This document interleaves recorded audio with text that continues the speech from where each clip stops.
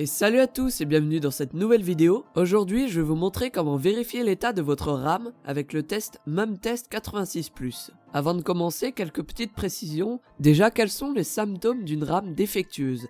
Alors une RAM défectueuse, ça va se traduire par plusieurs choses. Souvent, ça va être des freezes, c'est-à-dire des plantages, quoi. Ou alors même des crashs de l'ordinateur.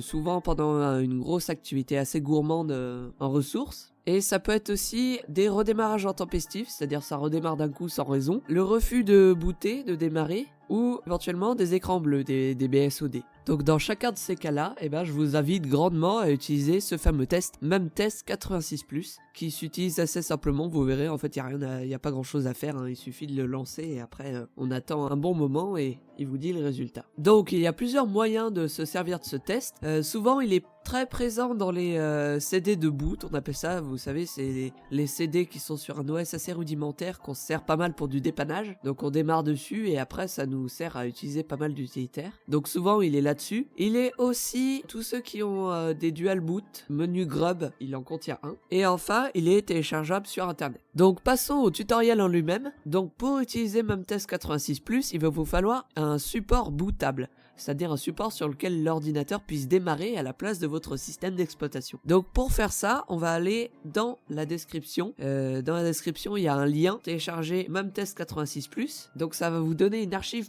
.zip. Donc cette archive .zip, vous l'extrayez.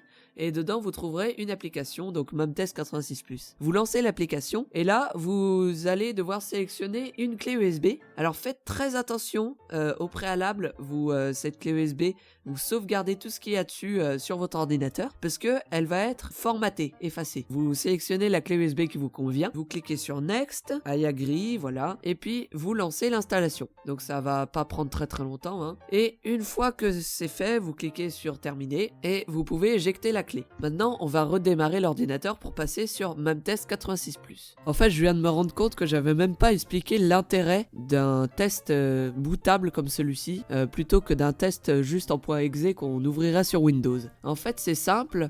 Ça permet de rien mettre dans la RAM à part le test. On met pas l'OS dans la RAM ni rien. Ça permet d'avoir une RAM propre et de faire un test totalement exhaustif. Alors que si la RAM était pleine, ce sera beaucoup plus compliqué. Voilà pourquoi on fait un support bootable et on n'a pas une application sur Windows directement.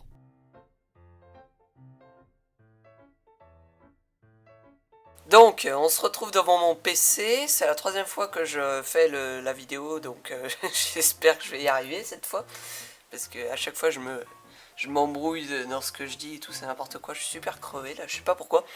Alors, j'ai cette clé USB, donc qui est notre clé USB bootable. En réalité, c'est une clé que j'ai depuis plusieurs années, mais c'est la même, hein, ne vous inquiétez pas.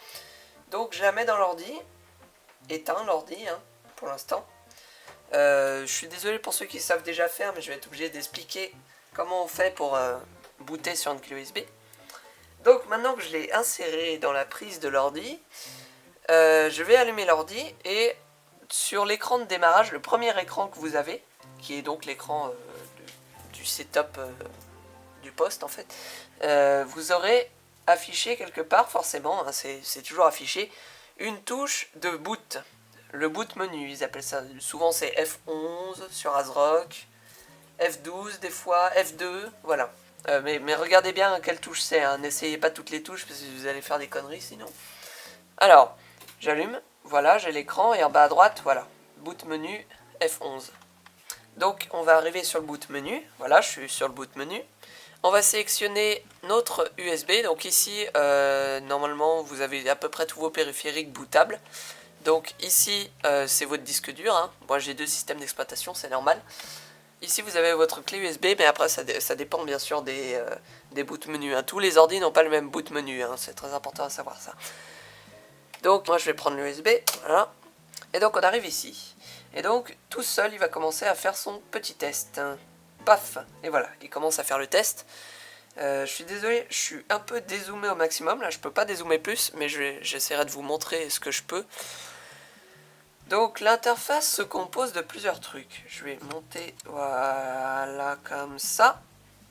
Je suis désolé, je vais un peu bouger, mais là je tiens l'appareil photo à la main en fait, donc c'est un peu galère.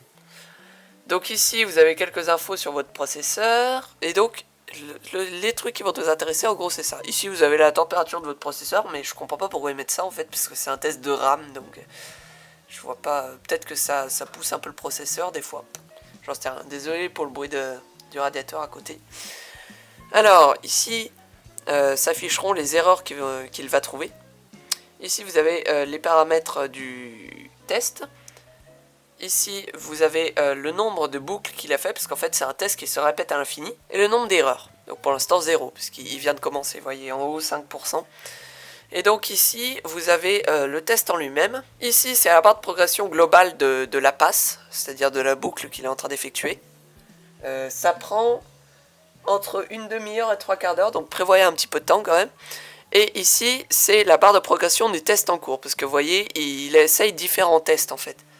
Il va faire plein de tests au cours de la boucle. C'est pour ça que ça prend du temps, parce qu'il ne fait pas un seul test de RAM, il en fait plein, pour être sûr qu'il n'y ait pas d'erreur. Donc pour l'instant, il fait des changements de place dans les mémoires avec 8 bits, comme c'est marqué là. Ici, vous avez le secteur... non, en fait, c'est pas le secteur, c'est le pattern qu'il est en train d'effectuer, c'est normal. Et ici, vous avez le temps qui s'est passé depuis que vous avez lancé le test. Donc voilà, avec tous ces paramètres, vous allez pouvoir voir correctement si votre RAM a des problèmes ou pas. Sachant que la RAM qui est activée sur votre PC s'affiche ici.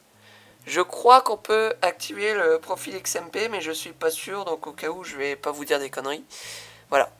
Donc, vous laissez toute cette barre de progression se faire, et quand ça reviendra à 0 et que ça recommencera, c'est bon, vous pouvez arrêter, il a fait une passe entière. Et je vous retrouve quand c'est le cas. Enfin, quand il aura fini, quoi. Bien, alors on se retrouve, la boucle est terminée, donc on a effectivement ici pass 1, etc., etc.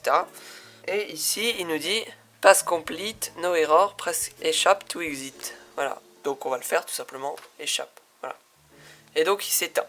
L'ordi s'éteint, c'est normal hein, qu'il s'éteigne d'un coup comme ça. Et après, il redémarre. Faites bien gaffe d'enlever la clé, sinon il va booter sur la clé.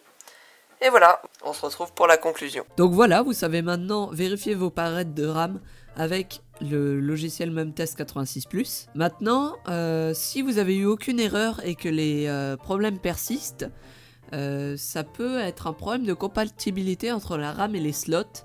Donc essayez d'interchanger les barrettes de RAM sur les slots, d'en enlever une, parce que c'est possible que des fois, il y a une barrette de RAM qui ne convienne pas à un slot précis. Ça arrive des fois et c'est très chiant, hein, mais c'est comme ça. Donc essayez ça. Et puis si jamais les barrettes de RAM vous paraissent nickel mais il y a toujours du problème, et ben ça vient probablement du processeur, à la rigueur du SSD, ou alors de l'alimentation qui n'est pas assez puissante et qui sature quand vous faites des trucs trop gourmands. Par contre, si vous avez eu des erreurs avec le logiciel, je suis désolé de vous dire ça, il va falloir changer vos barrettes de RAM, le service après-vente, je pense que ce sera le mieux. Donc voilà, c'est déjà la fin de cette vidéo, j'espère qu'elle vous a plu.